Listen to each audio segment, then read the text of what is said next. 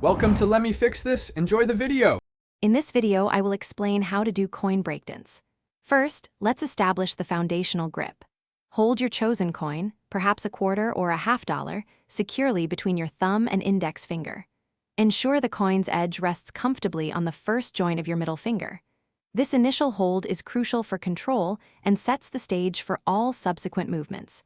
Maintain a relaxed hand posture. Tension will hinder your progress. This simple starting point is key to mastering the art. Now, let's move on to the core rolling motion. With your basic grip established, use your thumb to gently push the coin forward, initiating its roll. Your index finger will then guide the coin across the tops of your knuckles. The key here is a light, consistent pressure, allowing the coin to spin smoothly without falling.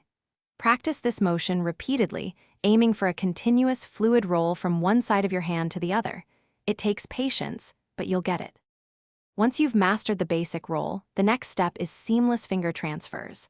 As the coin reaches your pinky finger, use your ring finger to gently catch and guide it. Then, with a coordinated motion, transfer the coin back across your palm to your index finger, returning it to the starting position. The goal is to create an unbroken, continuous loop. Focus on synchronizing your finger movements, making each transfer feel natural and effortless. This builds the foundation for more complex routines. With the fundamentals down, it's time to explore advanced moves and consistent practice. Experiment with reverse rolls, where the coin travels back across your knuckles, or try intricate figure-8 patterns. Dedicate at least 15 minutes every day to practice. Consistency is vital for improvement. Focus on increasing your precision and speed, making your movements sharp and deliberate.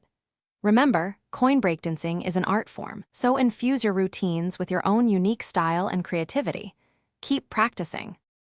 Thanks for watching. If you found this helpful, don't forget to like and subscribe.